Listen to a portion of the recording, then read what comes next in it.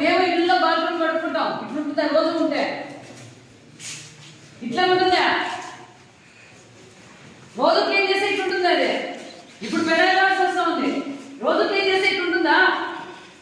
మీరు ప్రిన్సిపల్స్ వచ్చి చెక్ చేస్తున్నారా? చెక్ చేస్తే ఇలా ఉంటుందా? పొద్దున బాత్రూమ్ కడితే ఇలా ఉంటుందమ్మా? చూడదు స్నానాలు చేస్తే అది ఎన్ని బాత్రూమ్ క్లీన్ చేయక